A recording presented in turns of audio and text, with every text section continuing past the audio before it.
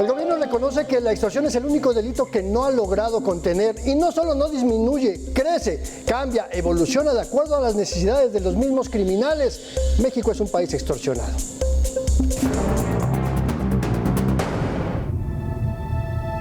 En México, cada hora se comete una extorsión, solo considerando aquellas que se denuncian, porque la cifra negra supera 90% de casos que nunca llegan ante el Ministerio Público. A finales de noviembre, el grupo de activistas Ransom Hub robó millones de archivos de la Consejería Jurídica del Gobierno de México y amenazó con hacerlos públicos si la presidencia no pagaba la extorsión. El gobierno, claro que no pagó, y el 25 de noviembre, los piratas cibernéticos liberaron 210 gigabytes de información confidencial. Ni siquiera el gobierno mexicano ha sido inmune al delito de extorsión, el único que las mismas autoridades reconocen que no ha disminuido en los últimos años. Del 1 de enero al 30 de septiembre de 2024, se denunciaron 7,664 extorsiones en el país, según el Secretariado Ejecutivo del Sistema Nacional de Seguridad Pública. Abril fue el mes que más casos reporta, con 936. Mucho se debe a la sensación de inseguridad, a la inseguridad que existe. Vaya, por los grupos de delincuencia organizada, del narcotráfico, yo creo que eso ha hecho que el delito de extorsión venga en aumento. El problema de ese delito es la cotidianeidad del mismo. ¿Por qué? Porque la extorsión se puede realizar desde empresas, desde a corporativos, inclusive también después se puede ligar a ciudadanos. En los últimos 6 años se vio un aumento progresivo de casos de extorsión cada año, solo con una disminución en 2020, el peor año de la pandemia por COVID-19, pero de 2018 a 2024 suman más de 57,000 denuncias por este delito. El Estado de México concentra 35.2% de extorsiones, es decir, 1 de cada 3 se cometen en esta entidad. El segundo lugar lo ocupa Veracruz con 4,785 denuncias y le siguen Nuevo León, Jalisco y Ciudad de México. En el otro extremo se encuentra Tlaxcala, que en 6 años solo reportó 19 casos de extorsión, y Yucatán con apenas 37. De acuerdo con una encuesta realizada por la Confederación de Cámaras Nacionales de Comercio entre sus agremiados, la extorsión representa uno de los mayores temas de seguridad que afecta a sus ingresos e impacta en sus precios al consumidor ante la incapacidad de la autoridad para evitar el delito. Me tienes que pagar una cierta cantidad o de lo contrario voy a quemar locales donde estás, y esto es la coacción que se lleva a cabo de este delito. Mega Noticias, Andrés Solís. La extorsión se denuncia poco y mucho tiene que ver porque es un delito muy diverso, con diferentes modalidades, y la cometen desde criminales de baja monta hasta las propias autoridades de todos los niveles.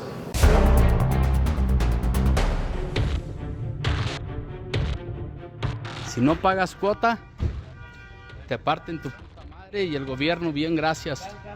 Hechos como estos suceden todos los días en cualquier parte del país. Otros, como el secuestro masivo de trabajadores de una pollería en Toluca, Estado de México, como una represalia por no pagar la extorsión. Un delito que se ha diversificado y se califica de manera distinta en los códigos penales. En prácticamente gran parte de los códigos penales locales de los estados, la definición de extorsión es totalmente diferente. En unos consideran diferentes variables, en otros otras. Hay 2 tipos de extorsión: la extorsión directa, el llamado cobro de piso, y también la extorsión cometida por agentes del Estado, como policías o funcionarios públicos, que exigen un porcentaje a cambio de otorgar un contrato o evitar imponer una sanción. La extorsión indirecta es aleatoria, con secuestros virtuales, o se roban nuestra información personal para luego pedir depósitos, transferencias monetarias o pago en especie, a cambio de no cometer actos violentos o no difundir información o imágenes de la víctima. Quebró mucho esto del hackeo.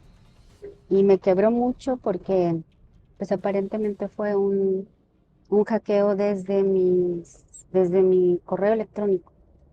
Pues ahí sí hay muchos archivos adjuntos que tienen pues documentos. La persona te extorsiona, te pide a cambio dinero, ¿sí? Y luego te dice que no fue suficiente y se continúa, ¿sí? Entonces esos son los peligros. Y obviamente, como tienen tu información y tus datos personales, pues yo sé dónde vives, ¿sí? Sé a qué hora vas a la escuela con los niños. Y la falta de personal especializado, de presupuestos e infraestructura tecnológica hace más difícil perseguir este delito. Sí existe dificultad para poder atrapar precisamente a los delincuentes. ¿Por qué? Porque no se tiene la infraestructura. Supongamos en aquellos delitos que se utilizan teléfonos, que se utilizan medios de comunicación alterna, el hecho de investigar y dar con la persona que realizó esta extorsión es sumamente compleja. ¿Cuál es el punto clave de todo esto para poderlo erradicar? Evidentemente buscar una forma de investigación certera Mega Noticias, Andrés Solís. Y además de la impunidad, otra grave consecuencia de la extorsión es que afecta a todos los sectores económicos, desde los pequeños negocios hasta las grandes empresas, incluso las transnacionales.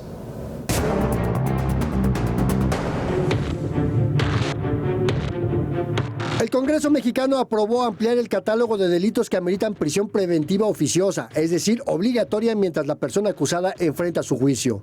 Esto implica que habrá prisión preventiva oficiosa a todos aquellos que cometan delitos de feminicidio, que abusen sexualmente de menores, que extorsionen, que asalten en carreteras.